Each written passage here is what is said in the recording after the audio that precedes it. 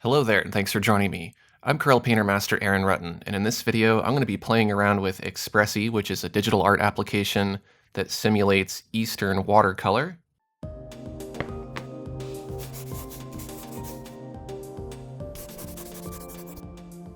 I'm using the trial version here. So other than opening this the other day and doing a couple test strokes, this will really be my first time painting in this. So you can see that the interface is pretty minimal. There's not a whole lot going on here to really crowd the screen, so that's nice. One thing I do notice is that the canvas texture in the background does kind of look like a tiled repeating pattern, but maybe that's something you can change. Over here we have our color picker. We have a whole bunch of different presets, which are based on the principle that you can load your brush with several different colors while it's wet. So you have these presets here, and then you can make your own, of course. What's really cool is you can tap and hold, and you can fill your brush, saturate it with the color. So I've got that black, and then I'll put a little bit of yellow in there. If I paint a stroke, it's black and yellow. You can control the deposition blend, so whether or not it kind of cuts through with water or whether or not it just blends together. You can increase brush moisture, you can increase wetness. Let's try that. Let's make it really wet. You can see that it flows very naturally, and it kind of pools up along the edges there. So I'm going to go ahead and load my brush with black here. I can use my mouse button to tap and hold to get my color picker. That's nice. And then what's cool is you get to see an icon that shows you the tilt of your brush, so you can see I'm tilting my pen in different angles, so I can get different results depending on the angle of the brush. You can switch the brush sizes. You can have a fine brush that responds really well to pen pressure. So I'm pressing lightly and I'm getting this broken line, or I can press firmly and I get a big thick line. There's an all-purpose brush, and then a large brush for big areas. There's lots of ways to control your brush. You can really customize the heck out of it here. You can control your paper. There are layers, of course, if you want to work on layers. So let's do a quick painting here. I'm just going to make something up. I'm going to do a nice big broad wash across this. And this is one of the better, more advanced wet media painting applications out there. I like that the water flows and that it's interactive with wetness. Makes it feel more natural and more intuitive, and it gives you a more natural looking result. Let's try adding a little bit of orange here to this.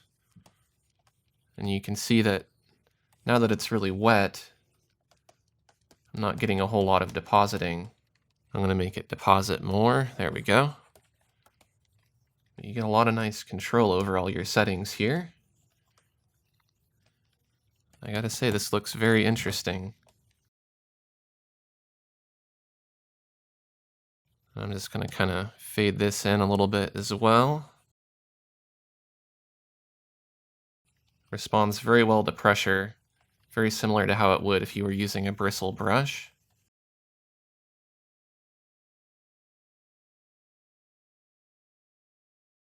So I've added a big blob of water there, and then I can put paint into that as well.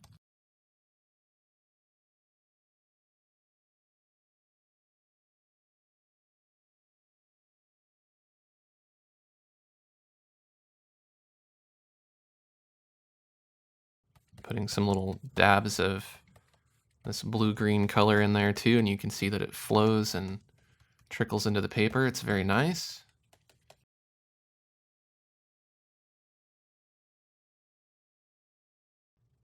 So that'll work for my background. I'm going to go ahead and dry this now. I've dried my paint, and I can take a different brush here. Let's go a little bit more dry with this one. Let's load it with black. Let's do the fine brush.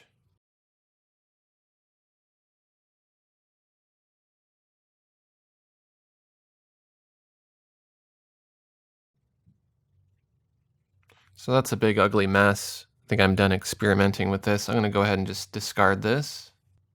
Let's try painting something like an apple. I'm just going to lightly sketch out my basic apple shape here. I'll fill it in with a light color. I'm really not much of a watercolor artist, nor am I an Eastern watercolor artist. So forgive me if I'm not doing any Eastern watercolor examples, but I'll do something that I know how to paint, and that's an apple. Make my color a little more saturated. I'll go along the edges here and I'll kind of blend it in. I'll have my light over on the right side, so I'll reserve a little bit of an area for that. And my thoughts on these watercolor applications are that they're cool. I really like seeing the effects that you can get, but do I personally paint in watercolor? Not so much, because I find the process to be kind of tedious. I don't like real watercolor for that reason, and same goes for digital watercolor. I'm gonna make my color even darker. And again, I'm gonna go along the edge, since this is the shadow side. I'm just using lighter pressure as I'm kind of building this out. And this is creating the form of the apple.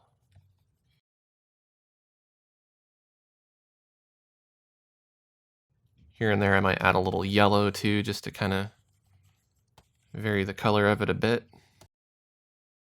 And maybe even a little bit of green here and there.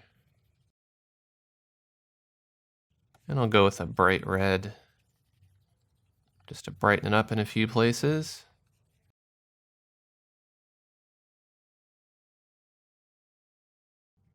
And I'm just going to bring this highlight area in a little bit tighter.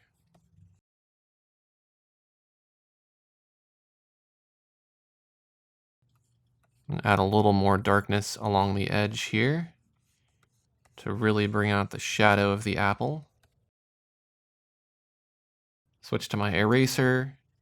I'm going to bring in, by kind of tapping here, a little bit of highlight on the apple. We could do that along the side here to create kind of a reflection as well.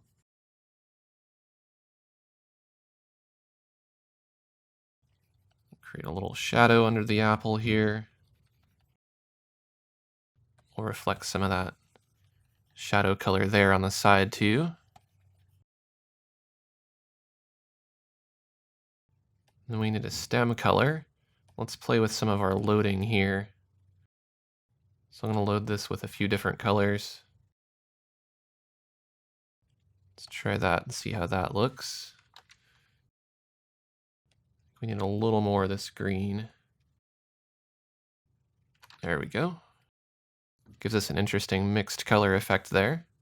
And I'm going to load up with a dark color because we need a little crease in the apple here. I'm going to go along some of the edges with just regular water using white. For example, I can bring in a little bit of reflection from the background here by doing that on this side. It just softens the edges.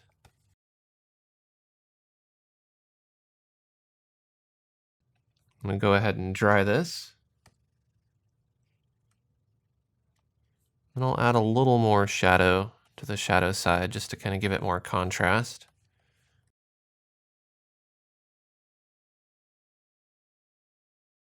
And I'll go through and add some more water just to make it look a little more liquidy.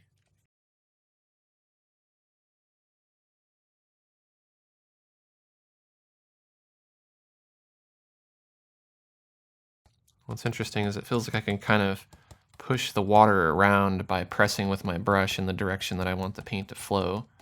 That's pretty interesting.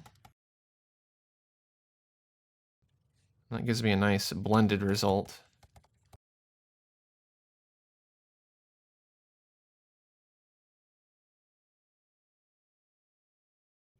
I feel like I bumped my highlight over a little too much, so I'm going to go ahead and bring that back.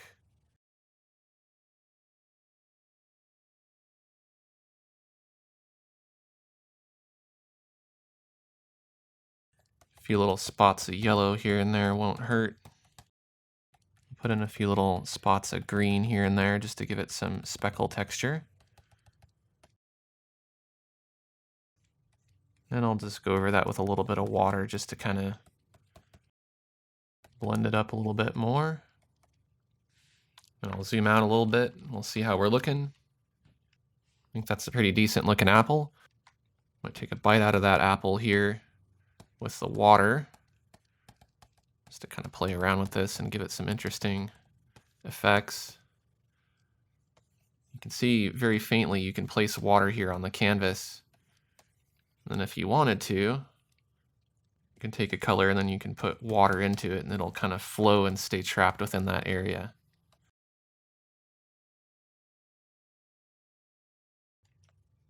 Let's go ahead and dry this again. You can see it dries up that extra water, which is interesting. And now we have a finished apple with a bite taken out of it, made in watercolor using Expresii. So it's definitely worth checking out if you want to play around with some digital watercolor that's actually very realistic. There is a free trial, which is what I'm using, but there's also a paid version that's not very expensive. So go on over to Expresii.com and check it out. If you enjoyed this video, take a quick second to click the like button. And if you're new to my channel, I'd love to have you subscribe. I have a lot more digital art videos like this. Thanks for watching, and I'll see you next time.